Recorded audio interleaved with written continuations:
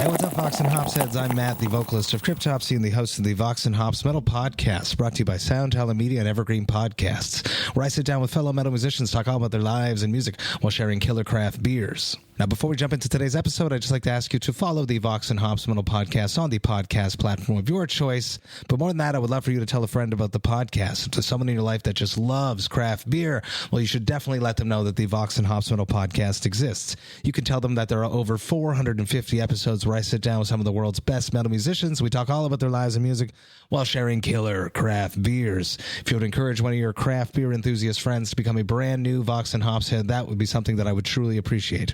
Now, today's episode is a very special episode. It's actually an extra episode, an episode that I am releasing while on vacation because I am just so goddamn stoked about it. Get ready, everyone. This is Vox and Hops episode number 466, and it's all about Yakima Chief Hops presents Vox and Hops Haze Wars 2024. I warn you, what you are about to hear is very disturbing indeed. What's up, everyone? Here we are at Relais Boréale in Montreal on Jean Talon Street. We are at Haze Wars 2024, which is presented by Yakima Chief Hops. I am hanging out with Gabriel Dulon of Relais Boréale, the man behind the Nord-Est here in Montreal. I tell you every time, but I stand by it. You changed what happened in the beer scene in Quebec. You were a precursor to Haze craze, and you made it in your garage. You told me this when you were on the podcast before. You're a Vox and Hops alumni. How are you doing? I'm doing great, man. Thanks for having us for this event. I mean, it's pretty crazy to have all these awesome breweries, and yeah, really excited, man. It's a super unique event for people that don't know what Haze Wars is. This is the first. This interview is going to go on with a bunch of people that are going to pop in and out all night long. Let's just explain what Haze Wars is. It's 5 beers. You collaborate with K-Town, Kahnawake Brewing. This time around, there is 4 other breweries. You all had to deal with New Zealand hops, which were given to you, provided by Yakima Chief Hops from Luke, who is here, that I'm going to sit down with next. Talk to me about New Zealand hops. What is up with New Zealand hops? I feel like when Luke pitched me the idea of using New Zealand hops, it was a no-brainer because all the breweries are using it right now. Yeah, I think there's a big hype around New Zealand hops, primarily because it's like the newer varieties. Kind of reminds me when the Citron Mosaic came out a couple years back, and everybody's going on that, and it was kind of like the perfect combo. It would just make great beer, no matter how you put it together. It's like a secret cheat sheet thing to make something new and exciting. Yeah, exactly, and it has its own twist. It's not just like another Citron, another Mosaic. It really has a different depth to it. And I found before I wasn't a really big fan. I started being a fan when certain breweries kind of like put a lot of that type of hop forward, and I find it's weird to say, but I find those hops give texture to the beer. Interesting. It obviously gives a certain aroma and taste, but I find it really gives like this roundness to the beer. And I find sometimes when you use, let's say, Motueka, if you use only that hop, it's almost too round and not pungent enough to really make it shine. So it gives a really interesting mouthfeel, a super stable haze, and we found the beers like they're almost milky in kind of appearance. With no lactose. With no lactose. Which is great because lactose sucks. Take that, Craig, from the BAOS podcast. Yeah, so I find it's like a new hop with new characteristics, but it goes further than just the taste and the nose to it. It affects the visual, it affects the texture, so it gives us another tool to kind of push the boundaries on the IPA game, which is really fun.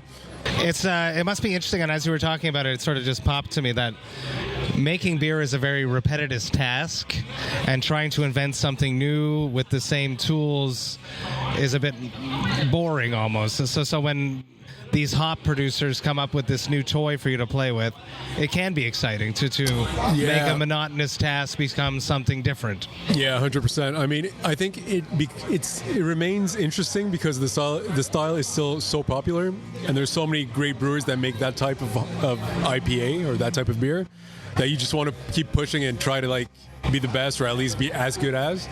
So even if there wouldn't be those new options, it would still not be as repetitive as we might think. But now with all the new yeast, the new hops, also the new malts, it really makes things interesting. And obviously the star of the show remains the hops. So having that New Zealand variety and selection just kind of makes it as exciting as it was before. So talk to me about Yakima Chief Hops. Let's give Luke his little moment. Obviously, he's fucking awesome as a human. Yeah. Super fun, and he's a huge metalhead, so obviously he wins points with me there. They just opened up their new facility in Brossard, I want to say, and that makes you being able to get hops a lot easier, a lot quicker, cheaper, because you're shipping them a little bit closer to home, obviously, a lot closer than shipping it from the States. Talk to me about working with Yakima Chief Hops and what that experience is like as a brewer. Yakima, we've been working with them for numerous years, but more and more we keep ordering more and more hops for these guys, and there's a lot of factors. I mean, there's always the price depending on the size of the brewery. So for us, it's a big factor. So that's obviously a win. But I think the big differentiator is the quality and the service. I mean, we see it with the quality. You talked about the EP466 at the beginning. You know, it's our flagship. Every year it keeps on growing, and we did the transition with them because the quality of the hops were better. And since we're with them, we can do our own selection, and it's just, you know, we're really, really happy with that. And now they got more and more hops. They got the New Zealand hops. When you have a problem, you call Luc, and you know he's always there. And now to have a warehouse right beside or within the province is really a huge game changer compared to all the other providers. Something that I should have done a long time ago that I didn't do was when this place opened, we're at Relais Boréale, which is basically your playpen.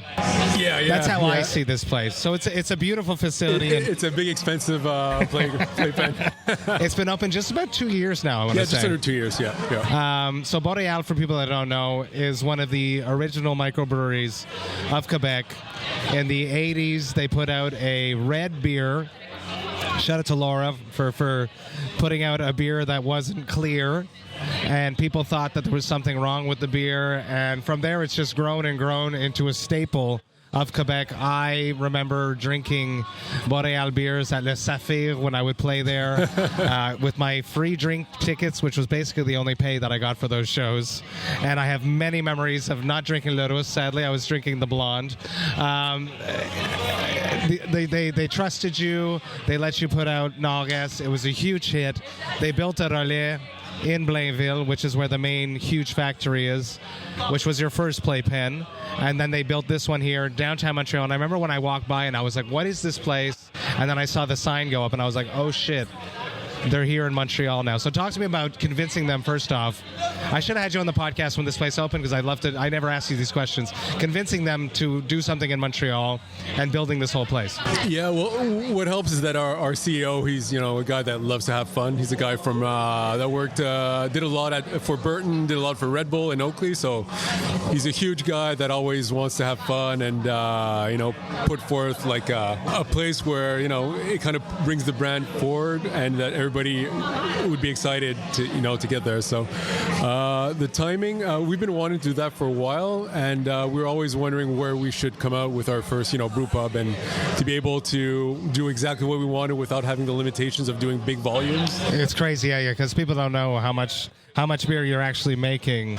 At our main brewery, if we compare it to here, it's about, you know, it's about 100 times bigger in terms of volume, if not more. So when you do tests over there, it's a lot more risky.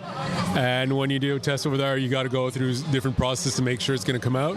And here we can really not just throw it on the wall and see what sticks, but, you know, try different things and really get the innovation side of things a lot quicker, and it's super fun. So it's a beautiful place. I come here all the time. The beers are always spectacular. Has there been some beers that you've developed here that has inched its way into the episodes that have made it up to the 100-time bigger facility? Yeah, that was mostly like the main goal of having our own like R&D lab here. So a lot of beers that we made here have become episodes, like you said.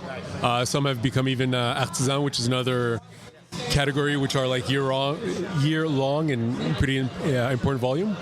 So so we're happy that that's going through, and we keep on trying different stuff, and also trying stuff with different brewers, and so that's. Is that where the collabs start? Do the collabs start here, or when you bring in like Le Catch, a Nano Cinco, a BreWskey, when you do these collabs on the big scale, does that start here, or does it start in the big place? No, because it started before this place was open, but that would be like the main goal. So we have some collabs lined up here, which could become bigger volume beers. But yeah, that was kind of separate, but that's where we want to go with the place here. Haze Wars. Do you remember the first time you heard about this? It was probably me talking to you about it, because I tend to do that. Yeah. The concept of blind tasting beers that are rather very similar, and then having to find your favorite version of it. It's a unique thing to do, and it's extremely complex. I just did it for this year's event, and it wasn't easy. So what is your perspective of tasting the beers, presenting your own beer? How do you go about? Did it change your tactic when you made this beer, or was it just another beer, another release? Well, you always have that extra, not stress, but like drive to kind of up the game, because it's going to be compared to these, some of the best IPA brewers in the province. And in our case, it was a collab with Drew from Kahnawake, so we're kind of like throwing ideas around. I really wanted to work with spelt, so there's some spelt in the beer, which I think really gives a good body and some of a that's cool. See, that's interesting. Yeah, and he gave his own. He wanted some stuff to be in the beer, so we kind of mixed it. So that was really cool. And it's fun to, when you're giving the I think a lot of brewers want to be challenged, so I think that's one of the biggest driving forces. And we had a good selection of hops, and then it's like, how much do I put? Where do I put it? How long do I infuse it? And we're still independent on like what grain we're going to use, what yeast, and all that. So I find that it was the perfect mix between use this, but you can also do what you want, and I think it's perfect. I love it. Now, what is it like? Drew is also obviously very, very chill. How different was your two processes of making IPAs? It's pretty funny, because we did a lot of collabs in the last 3 years with brewers that specialize in IPAs, and it's either you're way off or you're very, very close. And then with Drew, it was pretty close, but some things were quite different, like the water profile. So we kind of cool. Well, since we're bringing it here, we know our water and our equipment, so we'll keep the water profile our way. But since it's let's say the dry hopping temperature and time, yours is pretty different from ours, so we'll put that into effect, and then we'll be able to really see the difference, what that brings to the beer, because we understand our process in that. So in that end, there was like maybe 50% was very, very similar, and the other 50 was quite different, so we split that in half, and then we kind of ran around that. And thank you for agreeing to do the collab, because it was a part of my request, because I probably said it last time I did this, but I basically invented Haze Wars to showcase that I think K-Town should get more recognition. And we hosted it there last year, and for them to be a part of the event, they had to do a collab with someone. So thank you for agreeing to do that. But the funny thing is, we found out a couple of years ago, we went to the same high school. Really? Yeah, so right beside Kahnawake. He was a couple, maybe a year or two older. But we went to the same high school. We had some friends in common. Some of the same peeps. Yeah. So and you both ended up in good breweries. Yeah, exactly. And people kept talking, there's this guy from brew from Chateauguay. He works there. So we met at the AMBQ, which is kind of a... Yeah. The big beer party in Quebec City. Exactly. Yeah. And then just hit it off. So when you proposed it was like, we kept on talking of doing a collab, so it just... Perfect. Fit. I'm so happy. Thank you so much for hanging out with me. We're going to keep hanging out. We're going to keep drinking beers. Your glass is empty, so it's a perfect timing. I appreciate you very much. Thank you, man. This is going to come out, and the Haze Lord will be already declared, but thank you very much. Cheers, bud. Thanks again. What's up, everyone? Here I am. I'm with Luc Beaulieu from Yakima Chief Hops, the man that made Haze Wars possible. We are at Le Relais Boréale. This is Haze Wars 2024. It's the second year in a row that we're doing this, challenging some of Quebec's best breweries to make their best IPA with a restrictive amount of hops. Last time was a mono hop, EP466. This time around, we delved into the NZ hop line from Yakima Chief Hops. A very long intro just to say, Luke, how are you doing? I'm pretty good. How about you?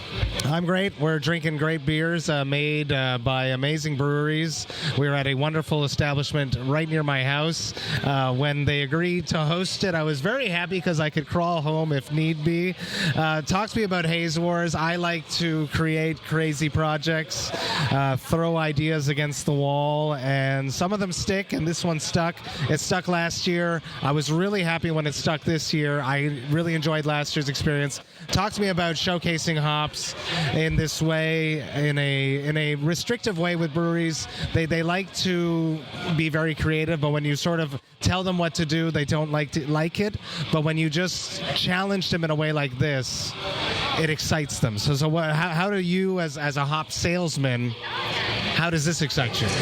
Yeah, first of all, I want to thank you to have you had the great idea to do that kind of event last year, and it worked pretty well with our customers. Like the feedback was really good. So I want to thank you before everything.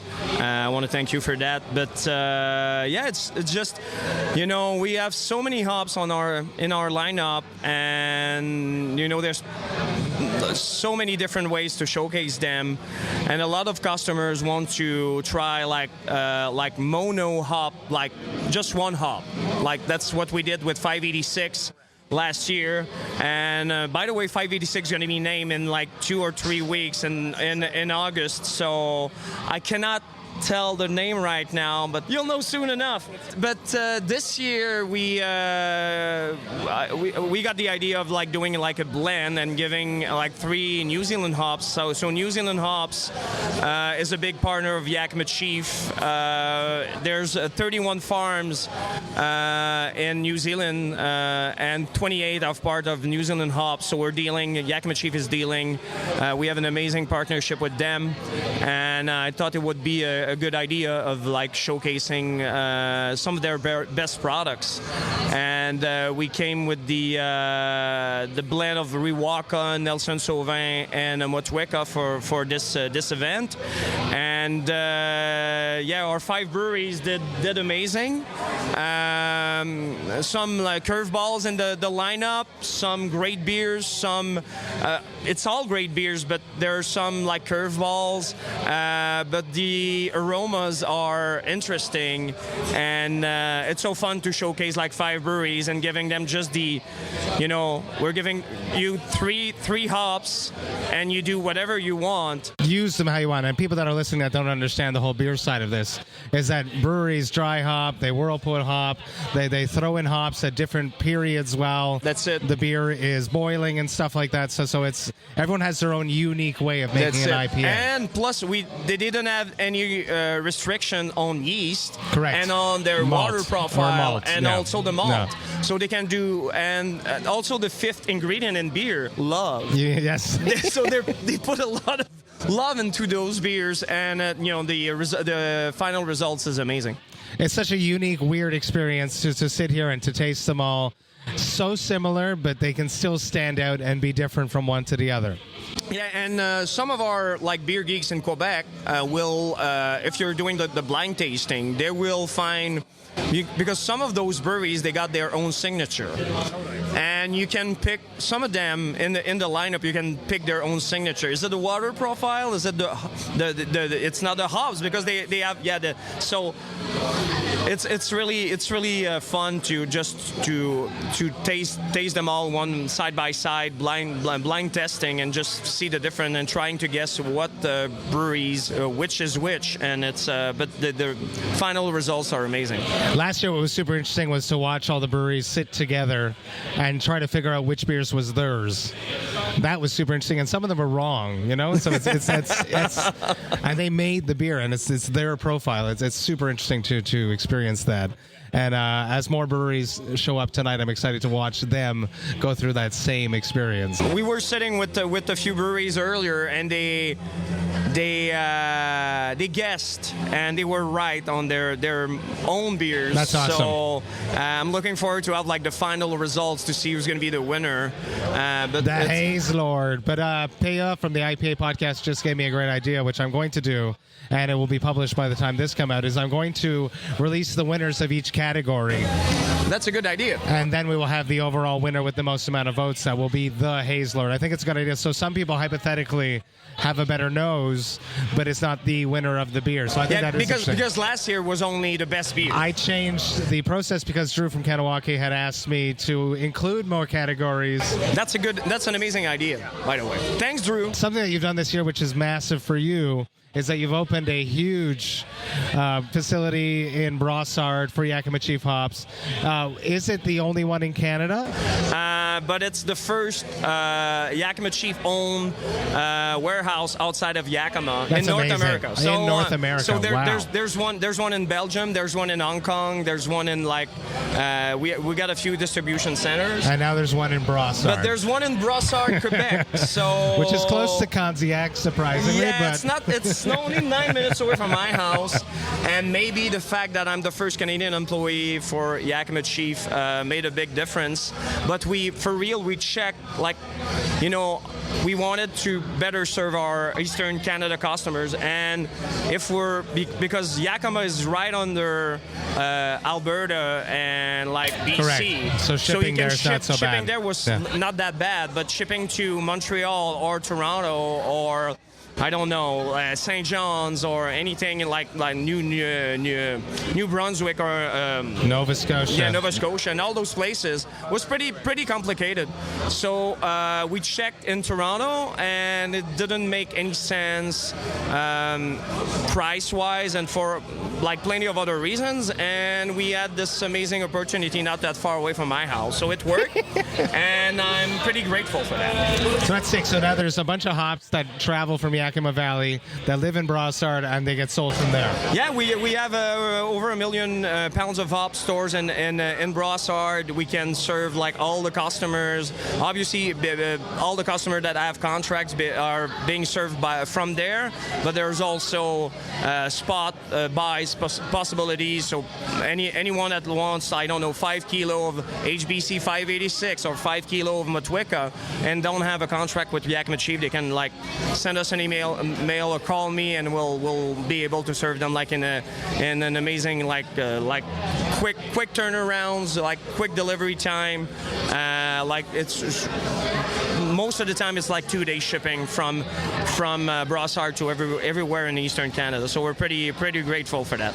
Hell fucking yes. I'm so proud of you. Obviously, you've been slugging away at this for years. You are the hop man. I saw you last week at the Ocean, a metalhead at heart. So proud of you. I'm happy to be your friend. I'm happy that I met you at Harricana, which is literally 2 streets away from here, when I was interviewing Zach from Chemist.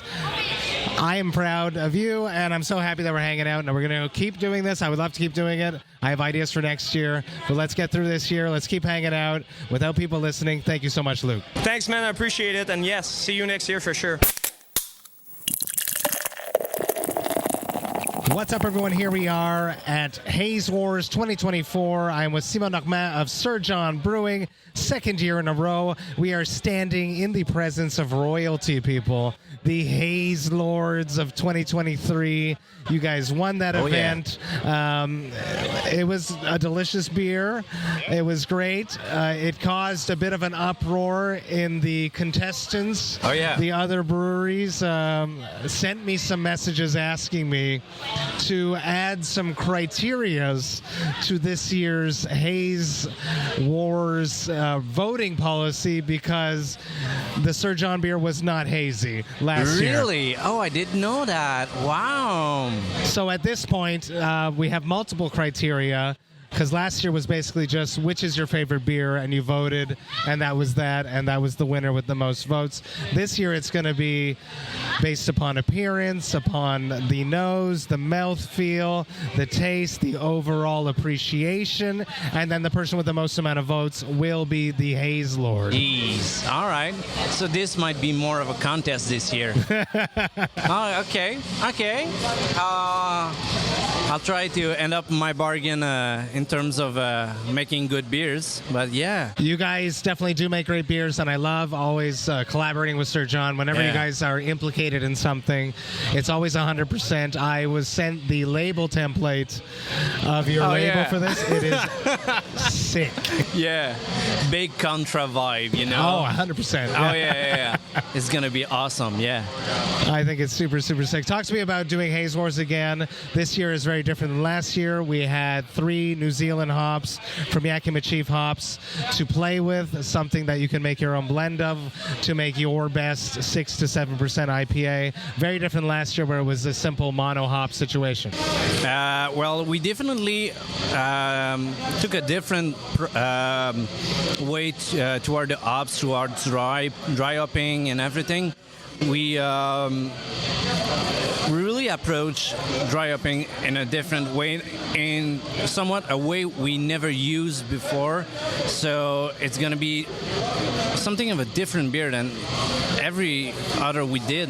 So I was quite looking forward to this one, and we're quite happy with the result. It's far from the Sir John harshness that we are kind of used to it. So it might be more of a wild card in saying, oh, okay, this might be Sir John in the lineup, because you don't have this harshness that we got used to with our beers, with our IPAs. But and I'm quite happy with the beer we put out. So yeah, that's interesting. Why did you do that? At what point in your thought process for setting up for this contest, why would you change your signature style for a contest as opposed to leaning into what you normally do? Well, I think it was more of a influence from what we look up to as in terms of craft beers and different IPAs that's out in the world, and we were looking at beers that were like, what inspires us to do great beers, and we check up how they proceed, the way they dry up, the way they ferment their beers, and we were inspired by this, and we are trying some new dry hopping techniques because of this. So yeah.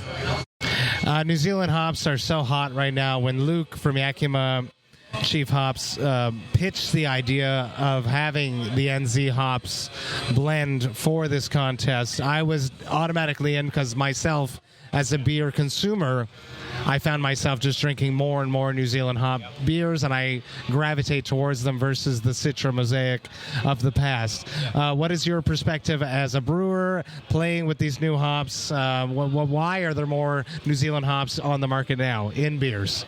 As a brewer, for me, it's quite fun to brew with these new hops like Motueka, Riwaka.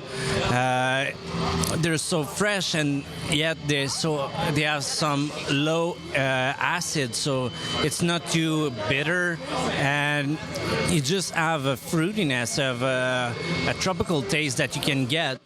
And Nelson Sauvin made, throughout the years, it made a name for itself in the market. So using it was a fresh take on a classical style that we just love to brew too. So yeah, it was awesome. How do you guys approach these friendly contests? I deal with friendly contests all the time. I go on tour. We try to one-up ourselves each night on tour. It's like a competitive competition, but friendly. Yeah, I think the best way to look at those contests, I mean, for me personally, I just don't look at this in the way of the contests as a whole. There's so much to it. Like, the beer is going to be released. it's gonna go out to the most customers, and just for this, like, it's just not a thing that's gonna last just a weekend. It's something that's gonna be sent out in stores, and you'll be able to drink everywhere at the breweries. You can do the experience at home if you want, because the beers will be distributed across. For me, it's just tonight is just a nice of meeting up with some good friends, with some like Luc, which is the rep from Yakima, who's also a good friend. So tonight is just a casual night of hanging out, So for me, that's the end goal in terms of the contest. Just hanging out, having a good time, and there's a plus size to it, which is the beer that's gonna come out.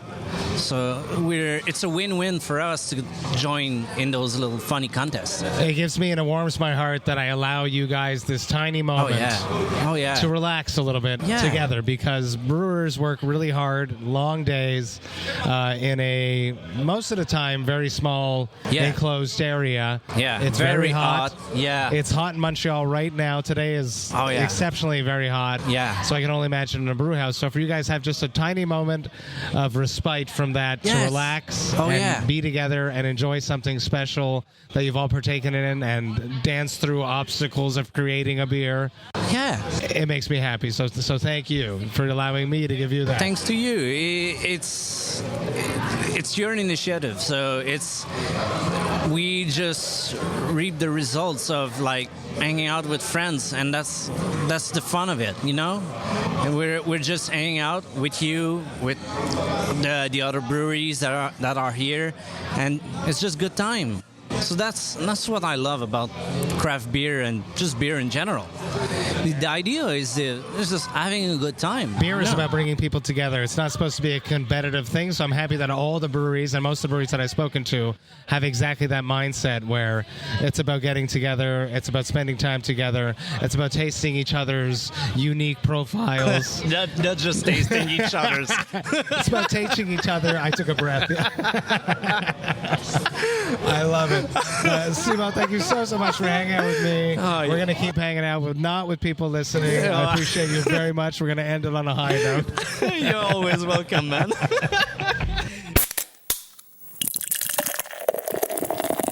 Here we are, people. We are at Haze Wars 2024. I'm hanging out with Philippe Brousseau, the artistic mind behind the visuals that you see from a lot of VOX&HOPS. Anything that AC Tremblay hasn't created, it's come from Phil.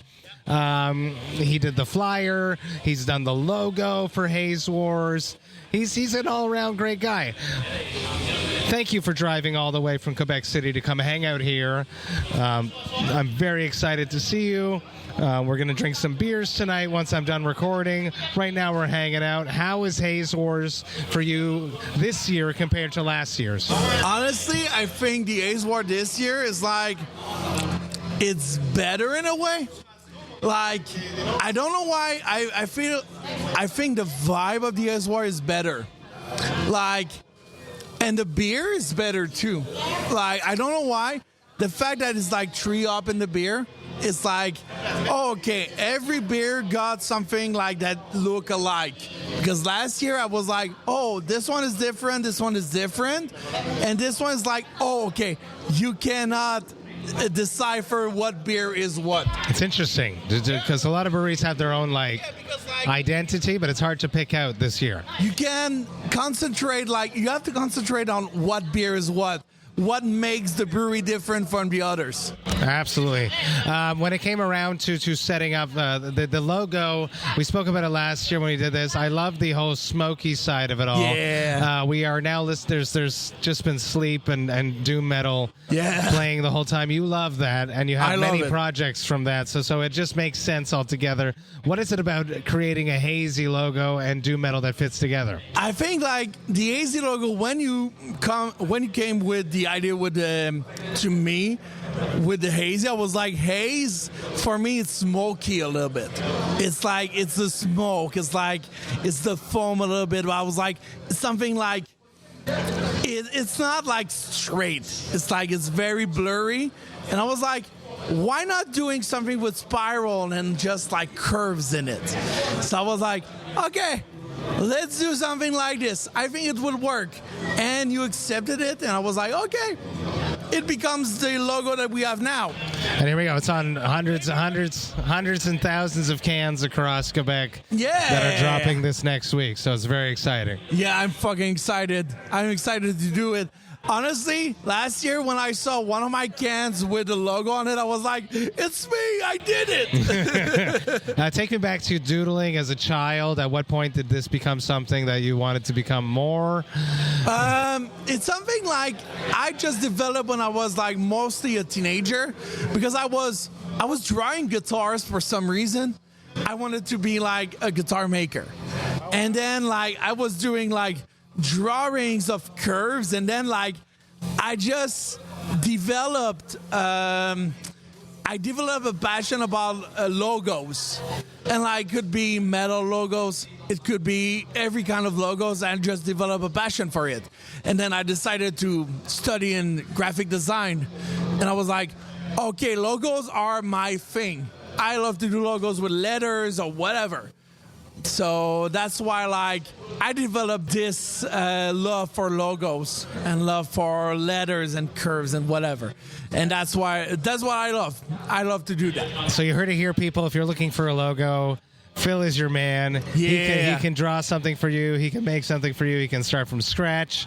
He's got the capabilities. I literally just sent him a name, and he sent me 3 options. They were all solid, but the ones that we settled upon for Haze Wars was definitely the one that I appreciated the most. Hell yes. If you want to follow and get in contact with Phil, go to @DeVitesse. It's on Instagram. It's on Facebook. It's all the same.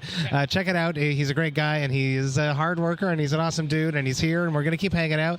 But now with you people listening, let's do it, people. Thank you so much, Phil. Thank you so much, Matt. I love you. Hey, what's up? So stoked. Finally have an iconic Quebec beer person on the podcast. It's ridiculous that I have not had you on before. It's true. Over 460 episodes. I don't have one of the most important beer media people on the podcast. I'm with PA Mayo of the IPA podcast. Hello. One of my What's up? favorite podcast people in Quebec. I remember you wrote me when you were like, what do you need to do when you start a podcast? Yeah. How do I start this? Like, what do I do? What's next? What's up? I'm happy we are at Haze Wars here at Relais Boréale in Montreal. I love this location. I love this event. I love this unique, weird beer challenge of throwing specific hops at a breweries. That's lovely. Like, it's the second year you're doing this, right? Second year I'm doing this. Dude, it's awesome. It's awesome. I missed the first year, and I'm so stoked to be here for the second year. So I'm using expressions, stoked. I noticed. Talk to me about the experience. Did you do the Haze Wars? Did you drink them all? I did the Haze Wars. I did it like I was like a pro at it, and I went like, okay, I got 5 minutes. I'll do it. Bum, bum, bum, bum, bum. But no, I just went with the feeling. Sometimes when you taste beers, you either go really deep into the whole thing and you smell the beer, you look at the beer, and you take time to. I went with my heart, and I went with the first reflex I had. So I look at the 5 beers, and I was like, dude, I gotta. And I love the way how you made it. Like on the little app thing, you had the smell, you had the color, you had the taste, you had the mouthfeel, and you have the overall like all together. I love that because it's not just like which one do you prefer. Last year was that, and exactly because Sir John won last year, and their beer wasn't hazy, and some of the breweries were not content. Yeah, everybody needs to learn. Like, you create a beer, you create an IPA. It's more than just the hops that you drink. You drink more than that. There's everything. You laid it down there with every vote that you have to go through. I appreciate that because I Googled how to rate beers, and it told me what categories to include because I am not an expert. Well, thank you for doing beer. that. I like beer, but Google is smarter than me. Oh, man. No, you did well. You didn't say ChatGPT helped you to build the whole thing. ChatGPT is fun to play with to inspire you, especially for social media posts. True that. It helps for that.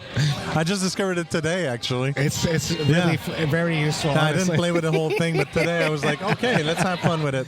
Talk to me about Quebec beer. Where is it at? If there's an expert that I can sit down with right now. We haven't hung out in a very, very long time. Yeah. And why not hang out with you with a microphone in your hand that I'm recording your thoughts? Quebec beer is hot.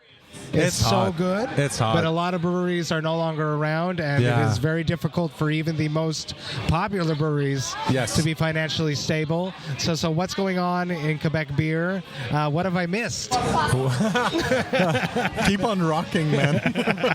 I'm on tour a lot. Yeah, keep on doing that. Things will just settle with time. Actually, you know, Quebec scene has always been the scene that we don't have one precise beer for us. We make all the other. We make everything. We got inspired by everybody, and we tried. I say we. I don't even the brew people beers, of Quebec. But anyways, the people of Quebec. We decided to make every beers our own, you know? Like we made beers in a good way, and people come to us saying, and because I used to work in a beer store, and they're like, dude, it's crazy how you make a Belgian beer. It's crazy. You make a New England IPA. It's crazy. Because we have that passion to make it right and make it just. The thing is, there's so many breweries and so many people, and with everything that went down in the past couple of years, it's so difficult to see what's going to go on and who's going to survive everything that's going on. Yes, obviously, there's all the most popular breweries that went with the Haze and are the Haze King, and I think that you're playing around with those people when you do that Haze Wars. But I think the Quebec scene is always, it's still there for every other styles of beer. We're talking about hazes because I like, you know, you could do the same thing with Pale Ale and Haze. It would be awesome with that, but I don't know where to go with this because honestly, it's so cool to see where Quebec is going with all their beers, and I try not to stick with the ones that can't survive. Or I think like not too long ago there was like even a place in Ontario. It was like what was the name of there's another brewery that went down. I was like, oh my god, it's just another one that closed, another one bites the dust, that you say. But it's in Quebec. I don't know who's gonna be the next one to call it quit. But I hope that everybody that survives just keeps that passion of making great beers. And those collabs, they need to stay because people need to share their knowledge. 100%. And, you know, that knowledge will go really far. This is what my favorite thing about the Haze Wars experience right now. I'm looking over at the table where the brewers are sitting. You got people from Sir John's. You got Matt Wills. from Vice Versa. You got Wills over there. People just taking time to not work and relax and experience things together. That's the best thing about beer fests. The best thing about this type of event where people get together and the stress of work goes away and they get to just share and experience things. And that's what collabs are. A sharing of knowledge, a sharing of techniques. Because making beer is a very repetitive experience. It is. And doing this kind of thing, and when, like I said this year, I love that you separated everything, and I feel like everybody will just learn from that. Well, you definitely came up with a really good idea that I'm going to take. Oh, well, and I will credit you. Ahead. We will declare the winners of each category. Yeah, I love that. Of you know, the nose, the appearance, the mouthfeel. They will all be crowned, but the overall winner will be the Haze Lord. I do feel think like it's a good idea. Yeah, it's a really good idea. It will bring something more to the whole experience. Yeah, and brewers will learn from that. And yeah, please keep on coming. Keep that thing coming. I'm so proud of your podcast. You've grown it thanks. into something more than just a hobby. It's basically a lifestyle for you. It's a lifestyle. It's a passion. You are at every Quebec beer event. I try. You are more than just there. You are requested to be there by the breweries, by the organizers. You had a meeting today, I will not talk with who, but by one of the best, my favorite festival in Quebec too. I'm sure that your fingers are in all the pies. Talk to me about IPA podcast. Give yourself a little moment to shine. Wow, thank you for that. I just love being everywhere, and I try to be myself in every event. And yes, when I'm not there, people call me up saying, Where how are come you? you're not there? Where are you? I'm at the event. Where I'm are you? tired. Yes, like I'm waiting for you to to come by, you know. But I started the podcast because I wanted to talk about the beer scene and talking about the artists behind the beer, because yes, they're all artists. Those beer creators, the brewers, you know, they create create a I just have the French word, like ils créent une œuvre. They create a masterpiece, a piece of work, you know, a piece of art. And with that in mind, I'll say it with the image I have in mind, because I used to, you know, work in the cinema, and I was like, I learned cinema, I went to school in cinema and everything, and I was like, okay, I love beer as much as I love movie. So I love to describe movies. I love to talk about movies. I love how they worked into making it a movie, and then you watch the movie and you That's say beer. it's good or not. And beer, related to beer, it's the same thing. I love seeing that masterpiece and say, okay, I love it because of this, and that. And I think that with time you learn to just be like, listen to, like, whenever you say, hey, there's this and that's good and not good in the beer. And I feel like with my knowledge in a way that I've learned in the past 10 years and what I do, I just, I put it into the podcast, and people are following me and people are loving it, and I have so much love around that podcast. It's just crazy. It's really organic so far. I haven't planned anything. It just follows organically with beers, with cider, with wine. I want to talk about everything, everybody. You know, just if there's alcohol in there, I want to talk about it. I want to talk about the artists behind it. Hell fucking yes. I love everything that you do. I bounce a lot of my ideas off of your brain because I know you know what the fuck is going on. Dude, our brains together, they're crazy. I know. It was probably one of my hardest projects that we ever accomplished. We accomplished it. We did. Was it successful? I'm not sure, but it's behind us now. We did Vertical together. We're not talking about that.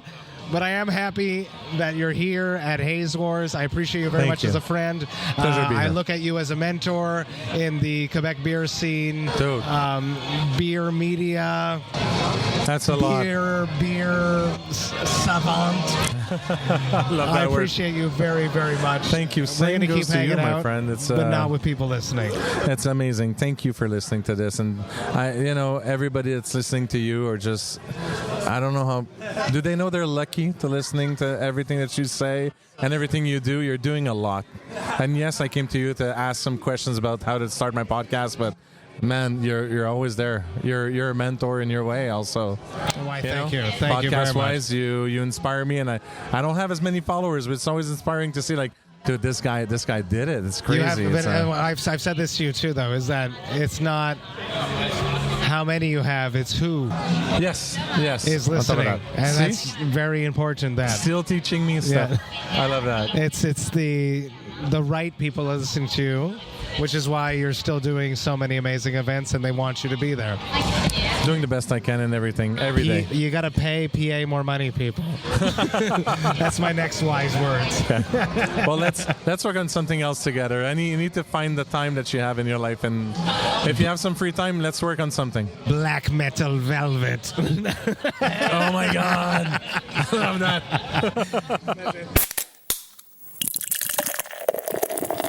What's up, everyone? We are at Haze Wars at Relais Boréale in Montreal on Jean Talon Street. I'm with Ethan Wills. Haze Wars 2024, the second edition. When I pitched the idea to Luke from Yakima Chief Hops, he immediately said that you guys had to be involved. I was obviously interested. He did. I'm not joking. And, what a sweetheart. I was like, it's so close to Boreal. Is this going to be... And then I was like, forget it. Let's just do it, because I love your beers. Young brewery, less than 2 years old. There was some myth about you guys opening. I'm not sure if you're aware of this. I'm aware of this because I'm involved in the beer scene here in Montreal. Once again, it comes from Luke from Yakima Chief Hops that was whispering about beer, this brewery that was going to open in Mile and Mile X that was associated to Hill Farmstead and everyone was excited. Very long intro just to say, Ethan, how you doing? I'm doing great. Thank you. Thanks for having us here. It's great. Very, very excited to have you guys here. You guys exploded out of the gates. The expectations were high. Being associated to Hill Farmstead. For people that don't know who that is, who is that brewery? What is Hill Farmstead to you? Well, Sean Hill, the founder and head brewer of Hill Farmstead, has been a friend for many years. I've been a fan, obviously, of his beers since the beginning. He is also an appreciator of food and beverage and dining and hospitality, and so we met in Montreal. I was the owner of restaurants at the time, which he enjoyed. I, through mutual friends on a visit, ended up being able to have the privilege to meet him personally, and I think we've been close since then, and over the years tossed around the idea of doing something together here. His time is always quite occupied with making sure that his primary project, is operating at the extreme level of excellence that he has established and commits himself to.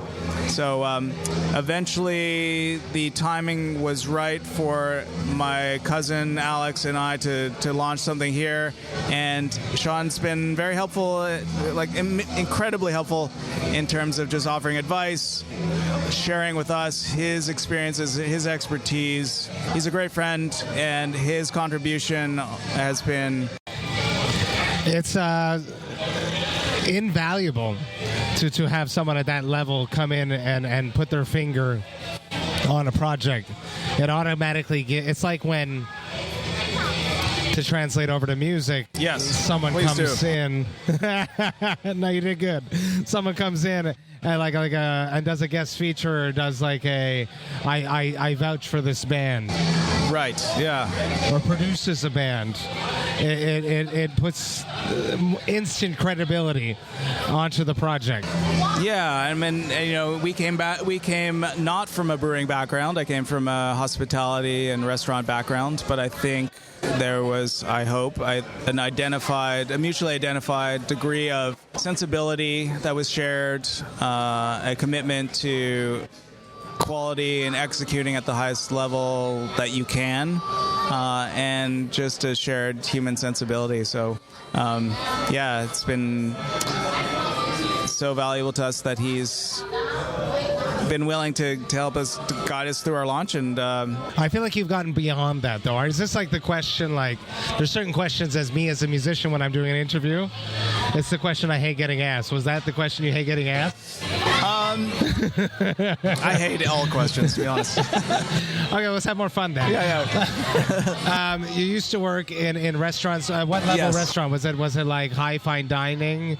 Well, I think my entry into the dining scene was at a point where there was a bit of a reaction to fine dining, where there was a sort of a bit of a punk rock sensibility of we can offer the highest quality of food much more relaxed, without the trappings and formalities of fine dining, and get more to the source of what is good about what people are actually consuming and what their experience is like, and sort of drop a lot of the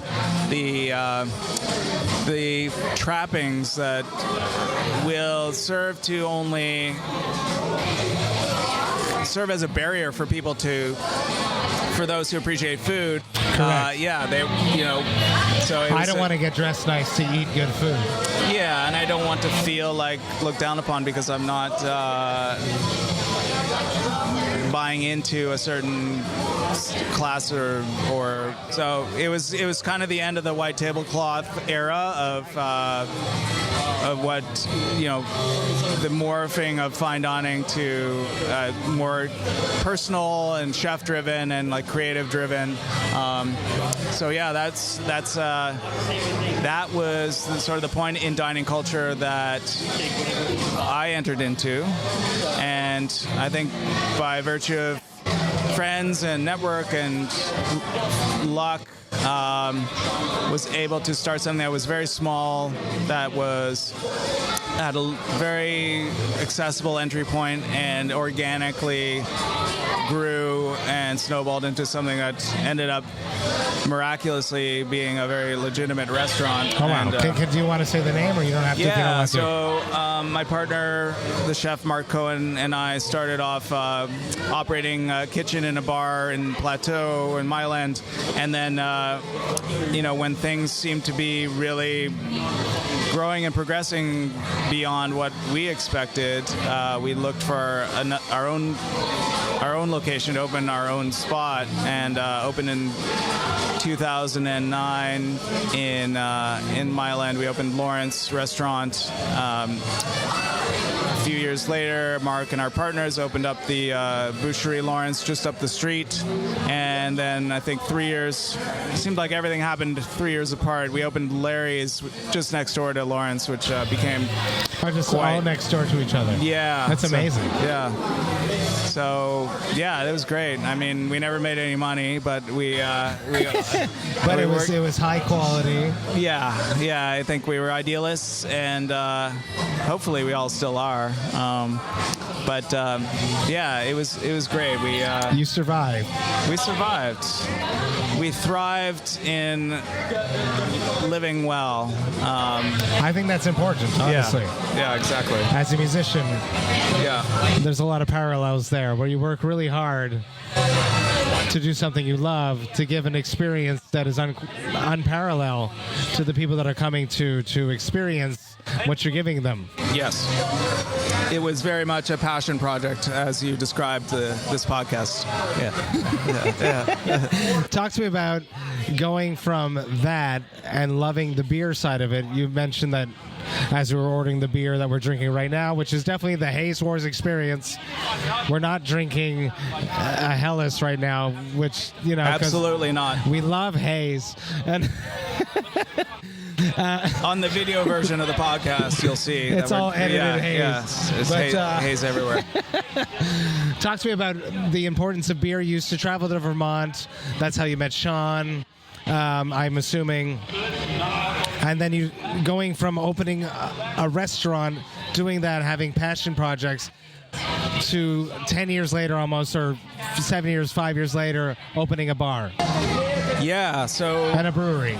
Yes. Because it's different than a bar. It's much more financially involved. Sure. Yes, there's a greater financial leap, for sure. What is the bigger... pre-question. Is opening a brewery... I think yes, obviously. A restaurant versus a brewery is more expensive to open. Yes, absolutely. A yes. lot. Yeah. The equipment's just insanely expensive. It can be. It can be, and it was. Okay, keep going. Sorry, I cut you off. No, it's great. So as we were chatting earlier at the bar, in the course of operating a restaurant and all the myriad elements that go into trying to put together this, this melange of all the aspects that you appreciate that combine to produce, hopefully, a really satisfying dining experience. For me, I, for whatever reason, developed the greatest passion and interest in the beer program at the restaurant. When you had Lawrence and all the other Larry's, exactly, what beers did you have available? It was interesting. When we were opening originally, it was in an era, it was in a pre-Haze, kind of pre-even American IPA era, late aughts. I think the first American style IPA that I tasted in Quebec was Cascade from Simple Malt. Wow. And I was drinking Cascade. I was drinking their English IPA, Golding. Was it Golding? It was I can't remember. But and then, this is probably before I was a beer geek. Yeah. So at that time, I was like, these are the beers that I really like. that I can get locally and approach them. It's like, we're opening a restaurant. We'd love to have your beers on tap. And they're like, what are you talking about? It didn't even exist back then. Well, they were just like, that doesn't happen. You're supposed to go to Molson or Labatt or at most Boreal, and they will pay for your installation, and you'll serve their beers. The concept of paying for your own draft installation in a restaurant, in the interest of having the beers that you want, was absolutely unheard of at the time. And this is something that you wanted because you were such a beer person? Because, yeah, I wanted the beers that I liked in my restaurant. A curated, the way that a wine list is curated. Yeah, exactly. You wanted the beer list to be curated away that way. The intersection of beer and fine dining at that point was, well, two parallel lines that didn't intersect. So beer programs at better restaurants didn't exist. It was beer was a purely perfunctory item on the menu. Wow. Yeah. So that was an interesting experience to go through. Did Simple Malt finally agree to send you kegs? Yeah, they did. We, you know what? We were doing their bottles. We were doing some Unibrew on tap, and yeah, it was interesting to go through that process and realize how much, unfortunately, craft beer had not been integrated into fine dining at that point. So I think at that point we were a bit of a pioneer in terms of like trying to bridge those two worlds. And was there like a degustation where beer was being served like a wine, or? I did a couple of like beer pairing dinners just on my own, and just for fun. That's awesome. Yeah, I mean, we get what we could from the SAQ in terms of quality or imports like Belgian beers, and the good stuff locally. I remember when Jukebox launched, and that was like that IPA was sick. Yeah, and that was a revolutionary beer. Sean and Renault. Yeah, absolutely. So that was a game changer here.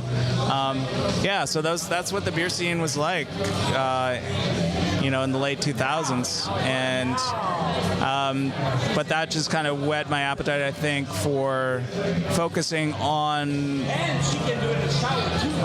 craft beer as a hobby, as something that I would pursue when traveling and cultivating my knowledge, my appreciation, my taste, and withal was, you know, sort of like, I think I was tasting a lot of things outside of Quebec that I really liked. It took a long time for Quebec to catch up to where the States were at.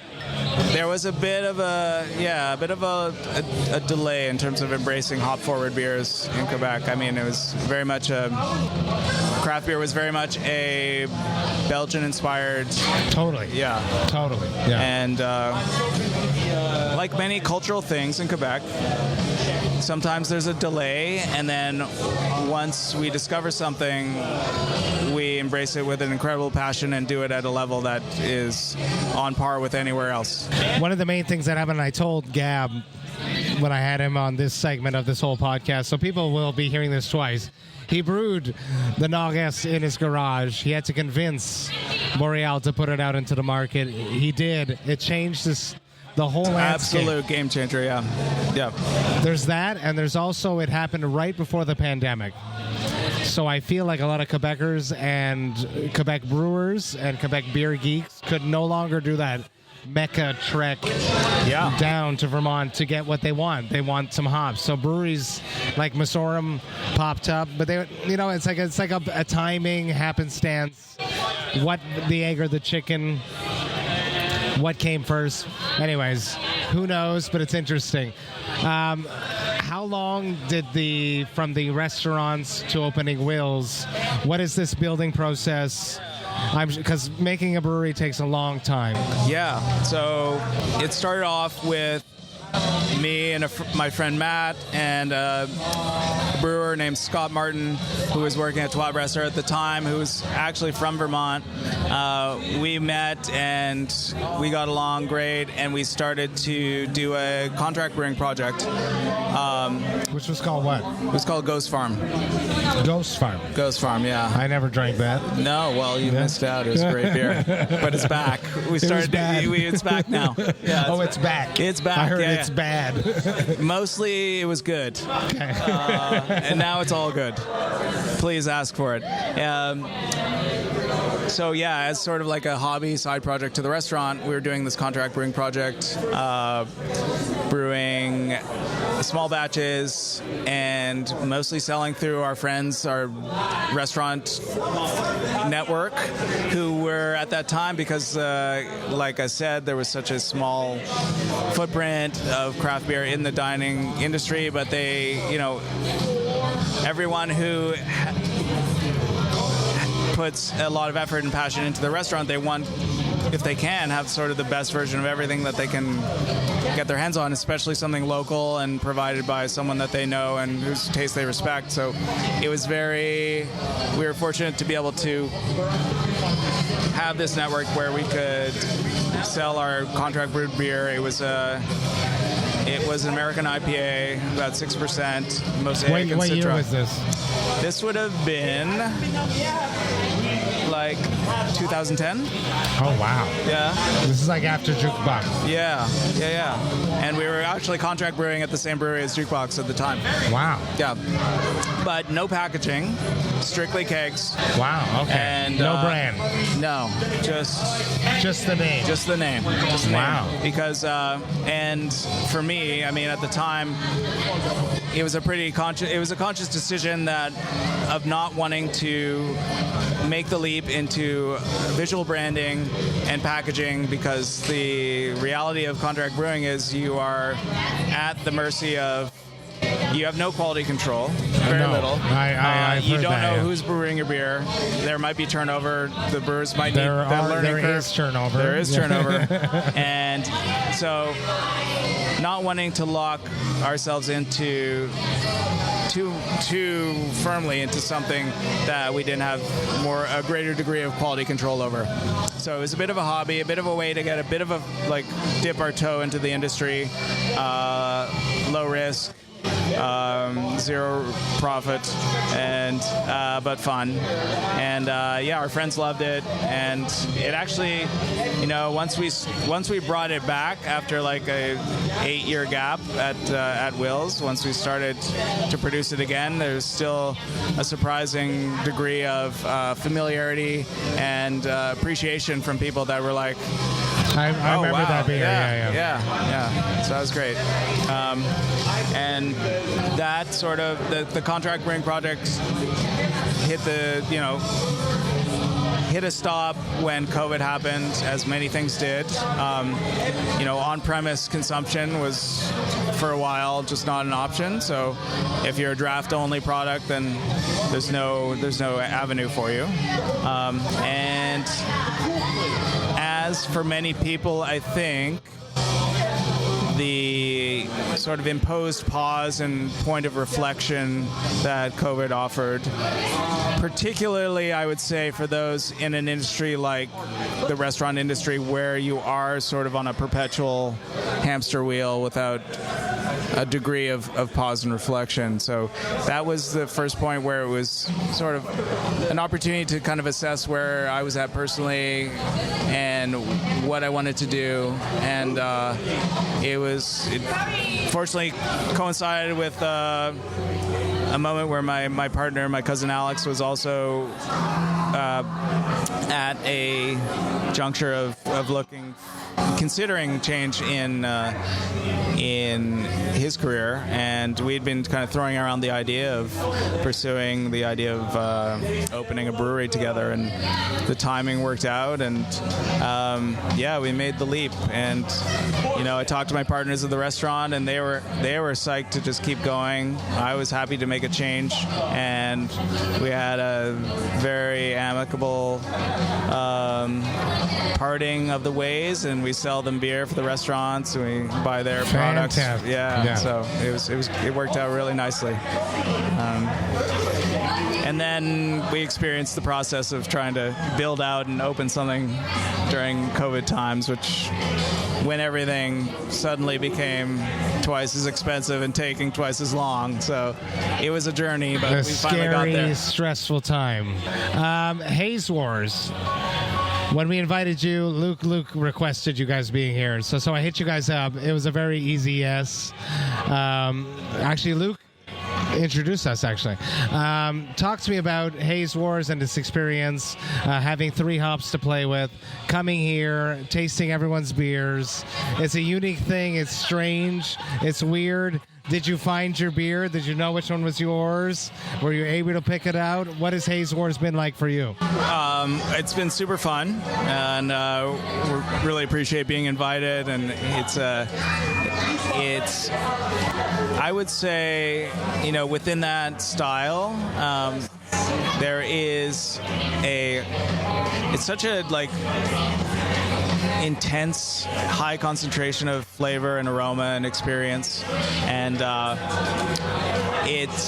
you kind of take a leap into that style, and it's easy to sort of sometimes miss the nuance that exists, and it's really nice to have a context and format like this where you are more conscious of seeking out that nuance and really appreciating the differences that can be produced when different people take the same approach to producing the same style with the same hops, but while putting their own personal stamp on it. So interesting. The yeast, the malt profile, when they dry hop, when the world, like how much of each hops they put. It's absolutely. And super interesting.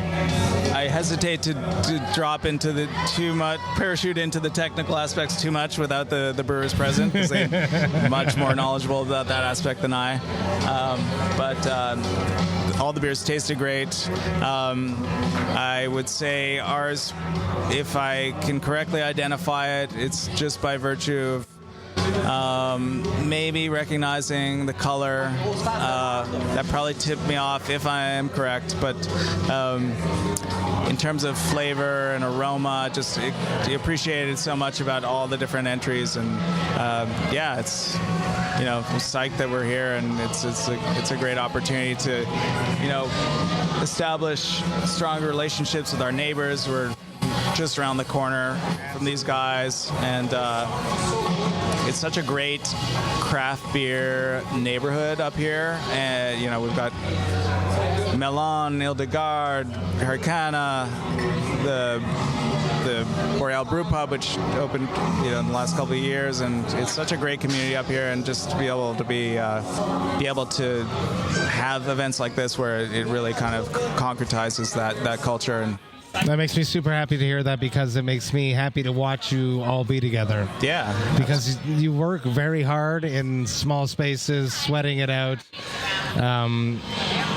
Just grinding. I love watching you guys relax and laugh and be together. And we're going to keep doing that. But now with people listening. Yeah. Ethan, thank you so much for hanging out with me. Yeah. Thank you. It's my pleasure. I appreciate it very much. Haze Wars. Cheers. Thanks for doing it. Thank you. Hey, what's up, everyone?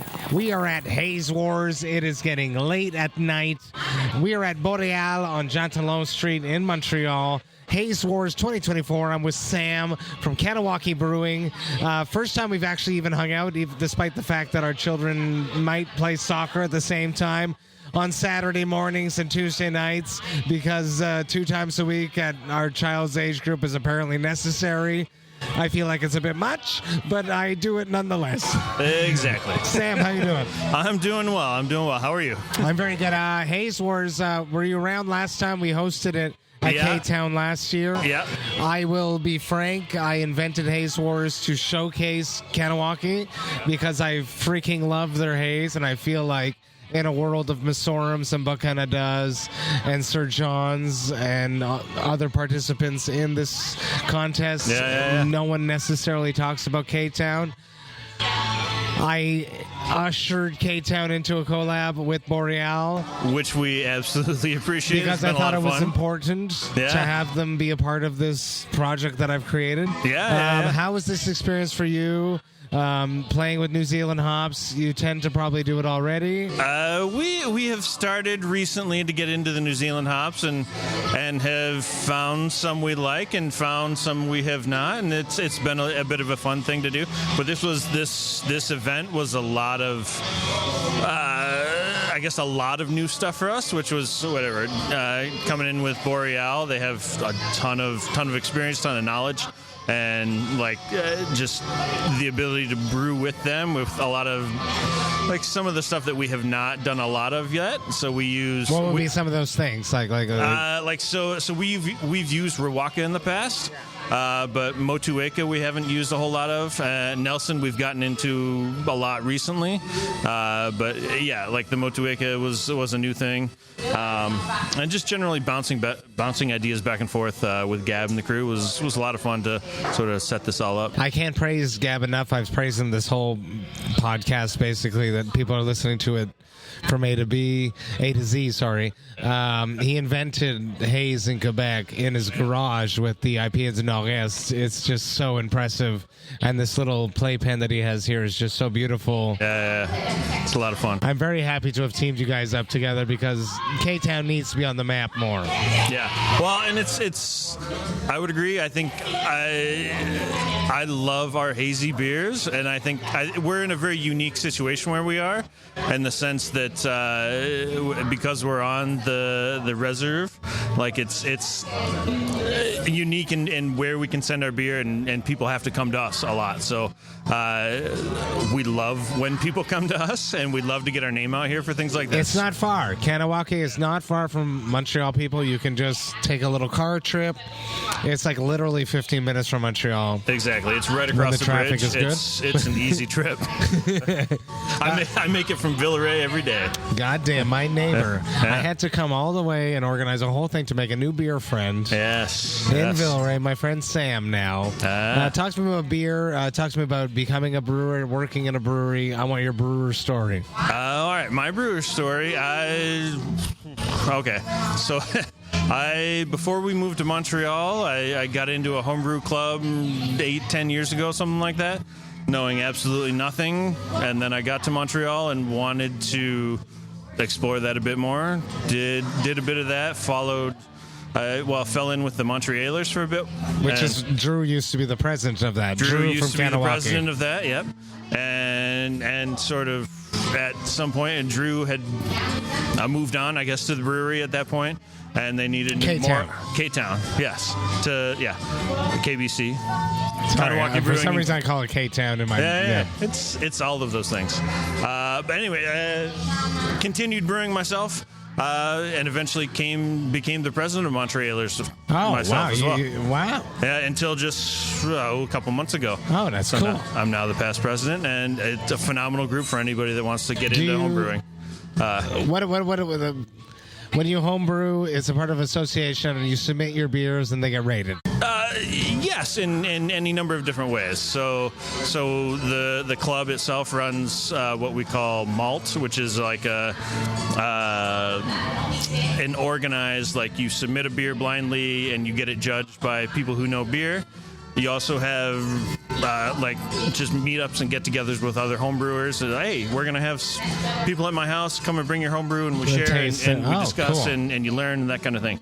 We're sort of the whole slew of... What is the big jump from someone being a home brewer to jumping into a brewery? What does it take? Is it like a career... Hypothetically, a huge financially successful person could love brewing beer, and they're a part of the Montrealers, but then they jump to being a brewer as a salary deduction, hypothetically. Hypothetically, yes. Yeah.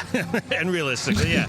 I didn't want to say it, but... Yeah. So being a brewer is a passion project. Yeah. So what is the big jump? Why did you make that big jump? What were you doing before? Before I did a couple different things. I taught at university. Oh. I did some research at McGill. I did some. All of a sudden, I'm like, wow. He's so smart, and then he makes good beer. I think the two go hand in hand. I think to make really so. good beer, you have to really. I agree, but dig I feel into like the details. In society's perception of people that make beers, which is crazy because it came. I will say you can start really simple and make good beer, but to make great beer, I think you gotta really dig in. Come on. Monks are smart people. They are. Yeah. They are. Yeah. I made that change as a passion project. How often do Montrealers become brewers and breweries? Because I know you, I know Drew.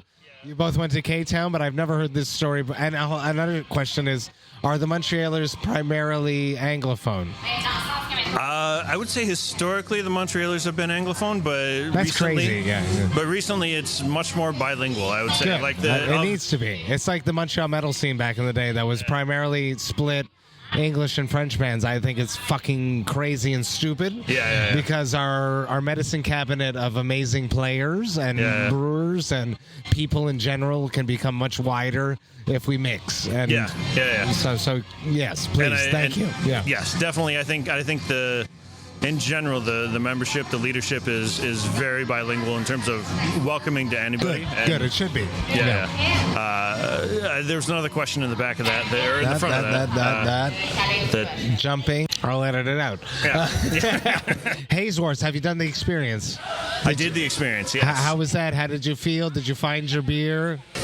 It was interesting in terms of this being a collab with Boreale. We came, we did the recipe development. We came for the brew day, but it's not like having a beer in your own house where you're tasting it develop and you're seeing how it's sort of going all the way along the way. So you can recognize your child growing. Yeah, exactly. So I had a rough idea of what I thought it should have tasted like. I didn't guess it right. Did they tell you? Yeah. Gab told me at the end. At least, which one ours was, and it was the one I picked second. So that's not bad. It's not bad. Yeah. It's what I did last year, and it kind of came down to to me there was sort of a couple that were brighter flavors, a little bit lighter, a little more citrusy, and some that pushed a little more on the danker side and a little heavier in the What is nose. it, like a hop blend thing that would bring that? Like certain hops would bring the brighters? Because you guys got to choose how much of each hops would go into each. Yeah. So we ended up. Am I supposed to tell what went into our recipe? You can do whatever you want. This is a free pod. It's going to come out after the event. Okay. Not dropping this skew week. people's judgment. Okay. So we went more Rawaka in the Whirlpool and Nelson and Motueka in the dry hop to get some of the survivable type things in the Whirlpool. I think Rawaka we've used in the past gets like a really nice, like almost like deep melon kind of flavor when you pull it out of the Whirlpool. But we've also done it in the dry hop, and we haven't liked it as much. Okay, in K-Town experience. In K-Town, yeah. So in this, I don't know. It was a collaboration of everything, but we sort of put Rawaka in the Whirlpool only, and some of the other ones in the dry hop, and I think it worked out well. Like I say, it came out a little more on the I guess full flavored sort of dank side of things than a couple of the other ones that for this night. I enjoyed the lighter ones, but is it cool? What's interesting about IPAs too is that this is really fresh. Yeah. Well, and I will also say all of the beers were amazing. Like to sit down and actually stick your nose into each glass, and like everyone has their pick little apart identity. every little difference. It's so cool. Yeah. I don't know if I should put a stipulation that the beer should be ready like a week before, so they have a little bit more time to sit. Because personally, I don't necessarily love green beers. And they weren't green, but there's a little tinge of greenness. Yeah, there was some tinge of green in a couple, but I'm not crazy about. Yeah. It's a challenge on the business side of things, like all of this. Like you gotta fit it into the schedule, and you want it. That's why I planned 6 months in advance. I know. Well, yes. Well, but it's fitting it into the schedule, but it's also matching the beer to the beer drinker. Correct. Too. Yeah. Like you want to get, like, there are people that want the freshest of the fresh, and sometimes a little bit of green Correct. gives people that right impression. Correct. Kind of thing, as opposed to something that's been around for 2-3 weeks. Like, it may be forming into what is probably a better beer, but In my experience, yes, but that's just my biased, humble, death metal vocalist experience. yeah. But I don't know. There's I don't know, pros and cons of each side. As somebody who tastes it in the fermentation tank, like, Correct. I know what extra green tastes like, and like, okay, we can. It's going to evolve into, what's crazy is that you have that palate where you can taste it at that point and know where it's going to go. Yeah. That's cool. Yeah. I don't know. That's If like anything, me. That's like me it's- hearing like dirty scratch guitar riffs with a click track and knowing where the song's going to be. Which I don't. Chris knows where the song. My guitarist knows where it's not me. Sam, thank you so much. We're going to keep hanging out, but now with people listening, I appreciate it very much. It has been a pleasure. Thanks for having me. Cheers. Cheers. What's up, everyone? Here I am. I'm with Derek, the mastermind from BreWskey. I'm a huge fan of what you do. How you doing, Derek? Doing really good. Good Monday. Rainy, but good. Yeah, we woke up to some good news. You are the Haze Lords. VOX&HOPS' Haze Lords for the Yakima Chief Hops presents VOX&HOPS Haze Wars. BreWskey came in right on top by a few votes, I'll mention. It was interesting how you guys were so solid in each category, but you didn't really pick one up except for mouthfeel. But because you were so solid in all the categories, you won the overall votes. Like, yeah, that's what I was wondering, because when I first saw the results, I was like, how? Oh, Nano Cinco won. And then they're like, oh, no, BreWskey won. I'm like, really? I thought it was... It's just the way that it was presented, because they had one category where they didn't do as well, is what really brought you on top. That's really what it was, though. So talk to me about Haze Wars.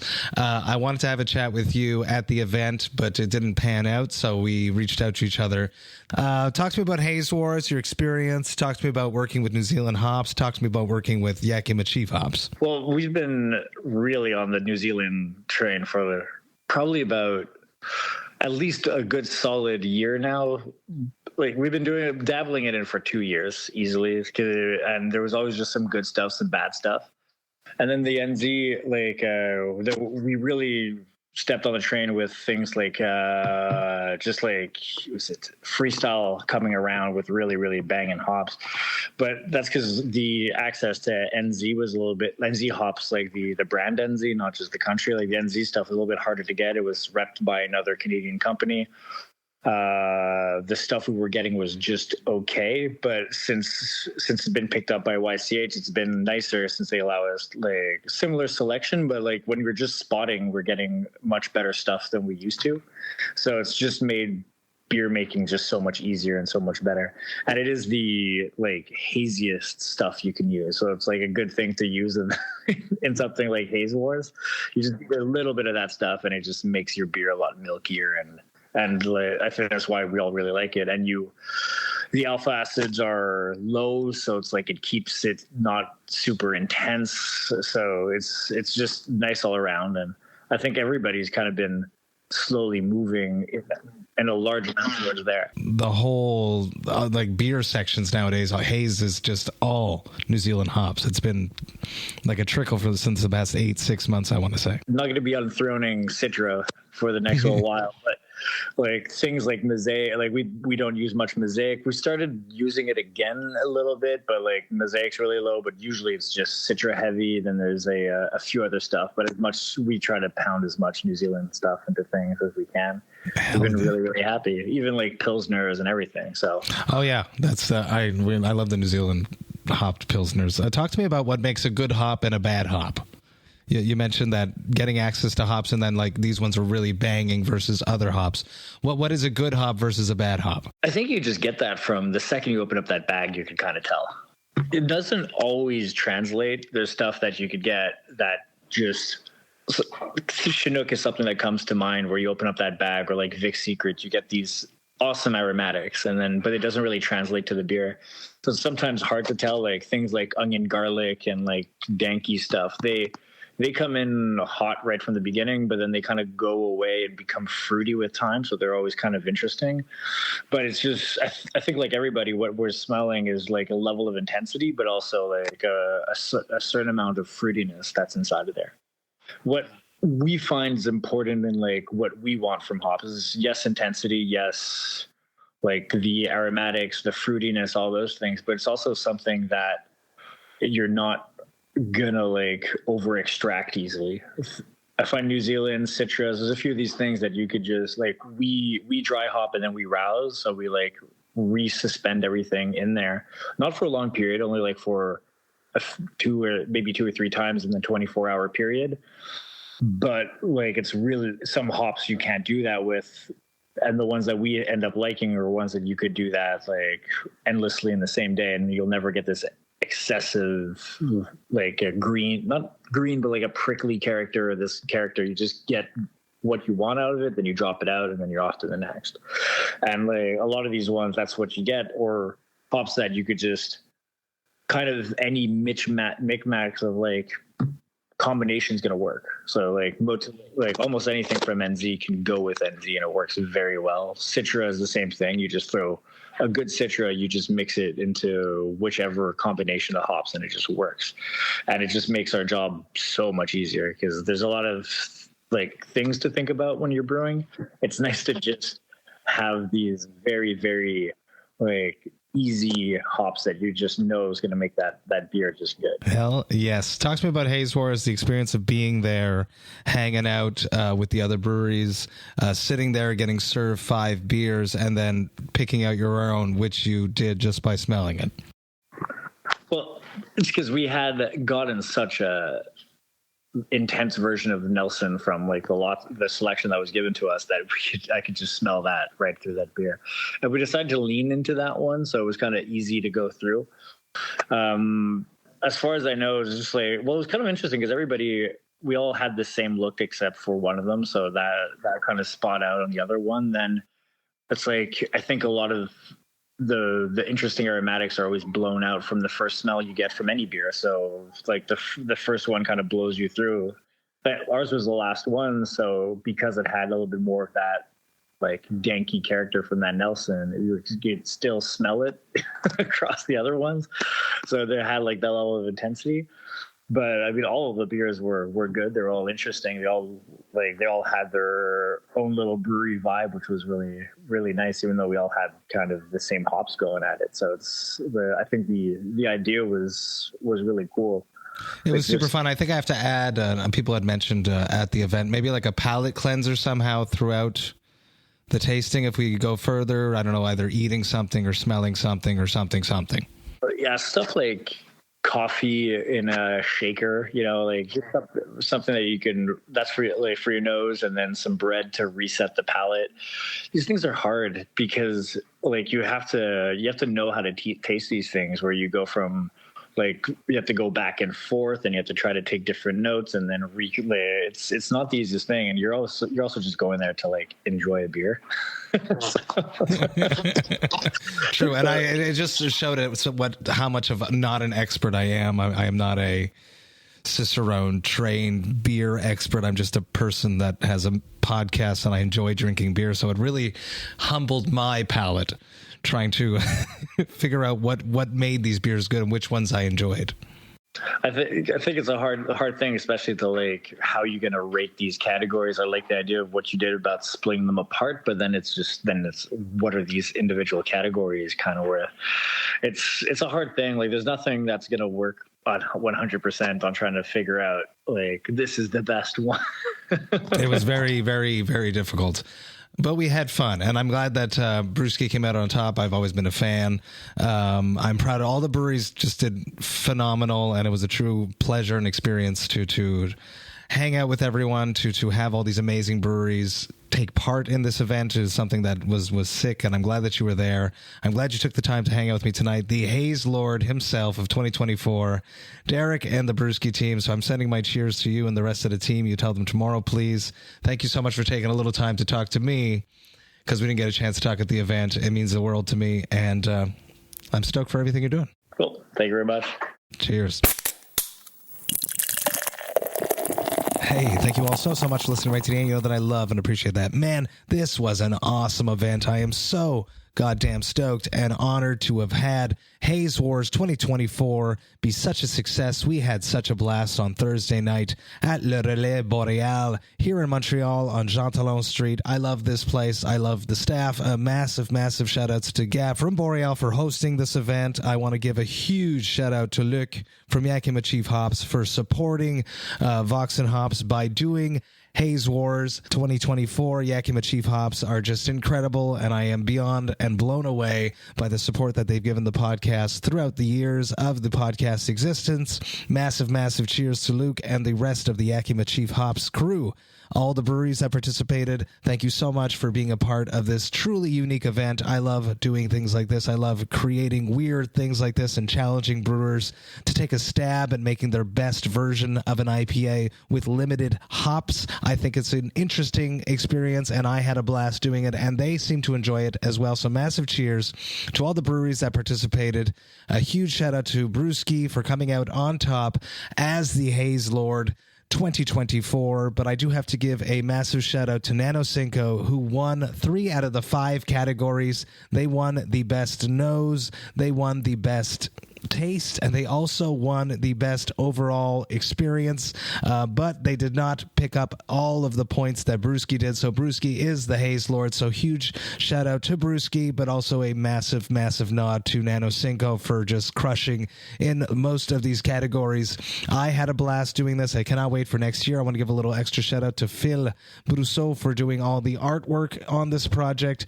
I am stoked for Haze Wars 2025. I already have a hosting brewery that has hit me up, and they've got some ideas, so hopefully we make that happen. Massive cheers to everyone involved. I cannot wait until next year. The VOX&HOPS Metal Podcast is brought to you by Sound Talent Media and Evergreen Podcasts. I hope you have a great rest of the month of August. I will return in September with brand new episodes, but until then, VOX&HOPS heads, remember to enjoy life, metal, and craft beer. Cheers.